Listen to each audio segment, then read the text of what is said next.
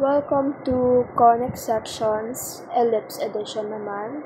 So, yung video na ito, obviously, it's about ellipse, kung paano natin ililista yung properties of the ellipse, paano natin malalaman kung horizontal or vertical ba yung orientation ng ellipse natin, and kung paano mag-graph ng ellipse.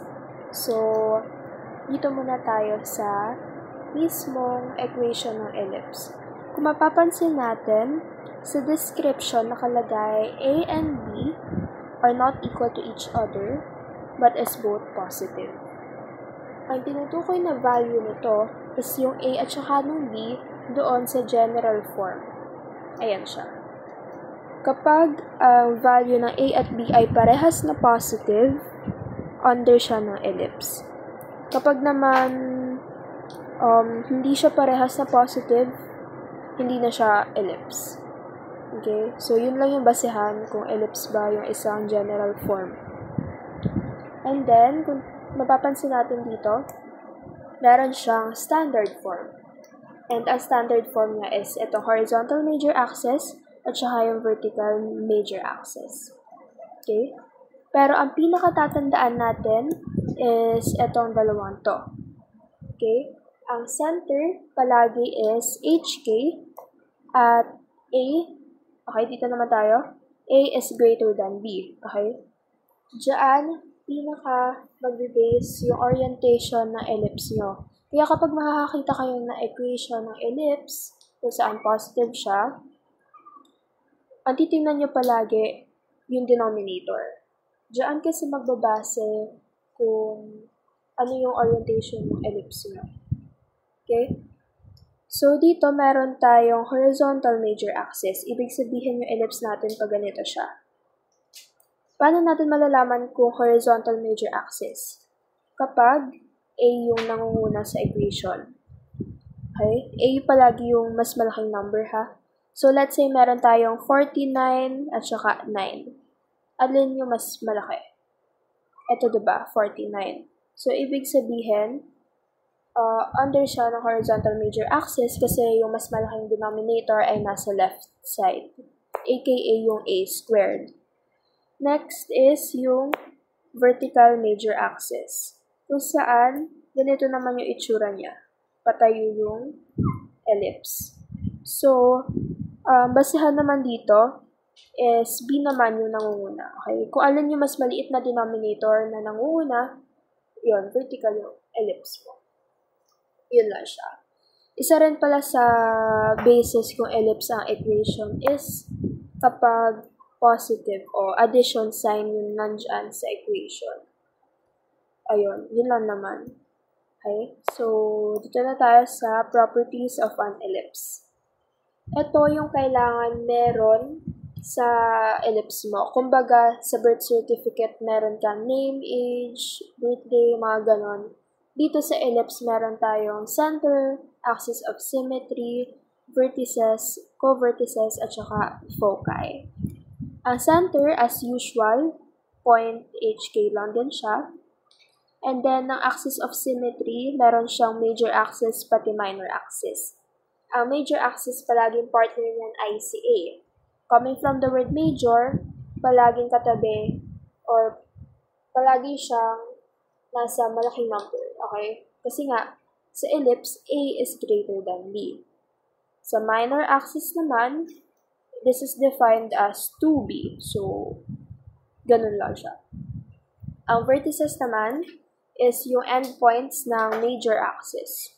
So, kapag i-graph natin siya, tapos nagpa-plot na tayo, nagbibilang na tayo, yung label na natin is V1 and V2. Sa co-vertices naman, which is yung endpoint ng minor axis, ang label naman dito ay CV1 and CV2. Next is yung last property ng ellipse, which is yung foci. This is not by accident na minus siya, kasi ganyan talaga yung equation ng foci sa ellipse. Okay, minus siya. So, yun.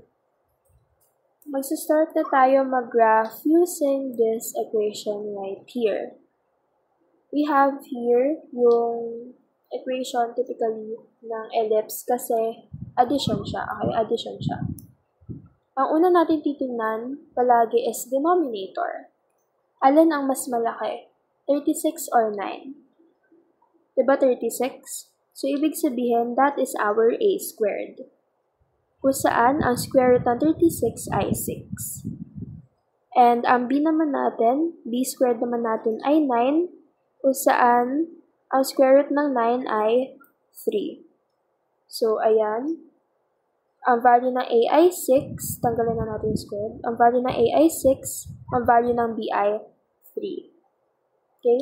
And then, at dahil nangunguna or yung value ng a natin is nasa left side, nasa x na side, ibig sabihin yan is horizontal siya. Okay? Kung babalik tayo dito, horizontal major axis, A yun nandito sa left side. So, yun. And then, isusulat na natin yung orientation niya. Bakit kailangan ko isulat yung orientation? Para lang malaman natin kung saan maglala yung major axis. So, orientation is horizontal. Okay. Next is center. Ang center natin ay palaging HK pa rin. Okay, ito yung H natin, ito yung K natin. So, ang center ay negative, okay, positive 3, negative 4. Pinagbaligtad lang natin yung sign para mag-equal siya doon sa ating original na formula. Dahil meron na tayong center, i-graph na natin to.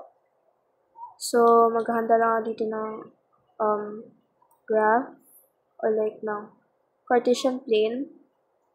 So, ayan. Una nating ipa-plot is yung ating point C or point center point, which is 3, negative 4. So, 1, 2, 3, and then pababa, 4 na beses, 1, 2, 3, 4. So, andito siya. C, 3, negative 4. Okay? So, meron na tayong center. Ang next naman natin ay yung axis of symmetry. Axis of symmetry. At meron tayong major axis at saka yung ating minor axis. So, ang ating major axis ay equal sa 2a, kung saan ang value ng a natin dito ay 6. So, this will be 2 times 6, that would be equal to 12. And then, ang value ng minor axis natin ay 2b, and that is equal to, b is equal to 3. So, 2 times 3, that is 6. Okay? Then, paano natin malalaman kung saan yung major axis? Ang major axis ay palaging kasunod sa orientation. Kapag ang orientation mo ay horizontal, ang major axis mo dapat nasa horizontal din siya na direction. So, 12 siya. Kailangan ang sum ng points natin ay 12. So, bilang tayo. Horizontal ha. Major axis.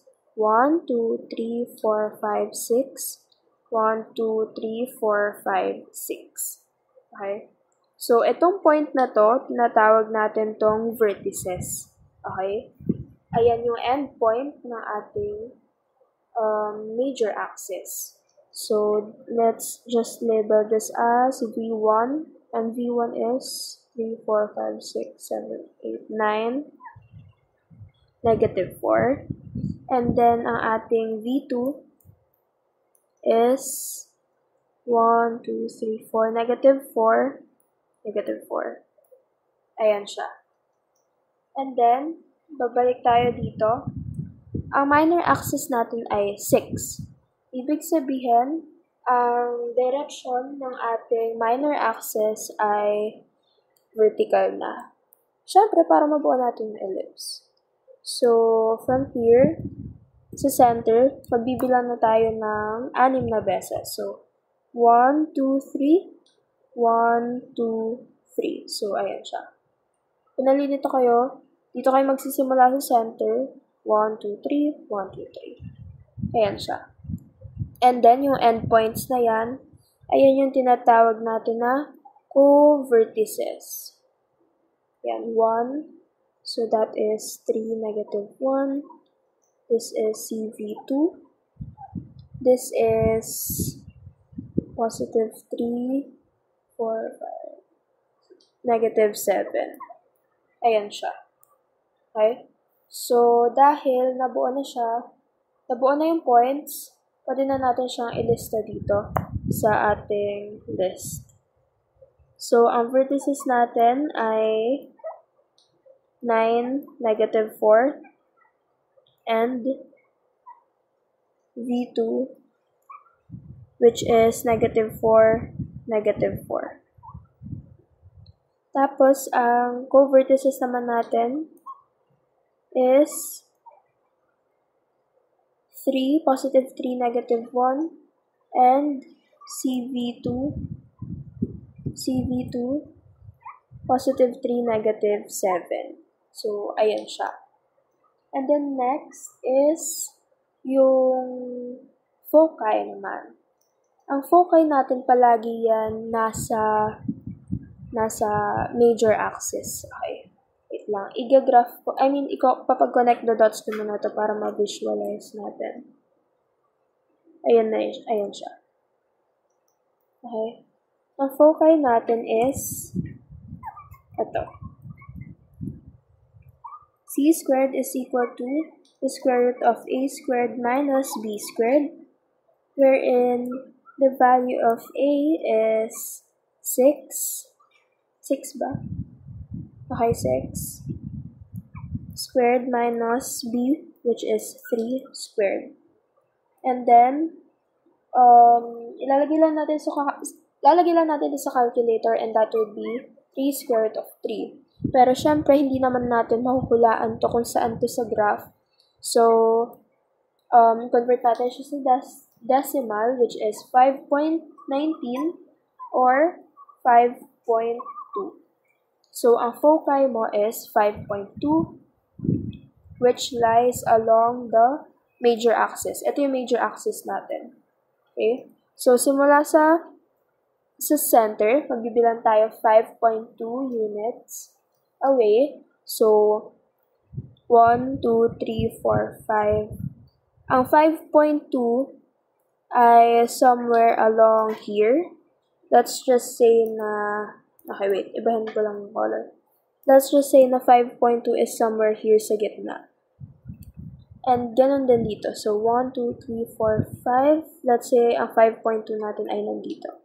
So, this is F1, F2. Foci 1, foci 2. So, ganyan lang mag-graph ng ellipse. This is horizontal naman. Okay, so, ayan siya.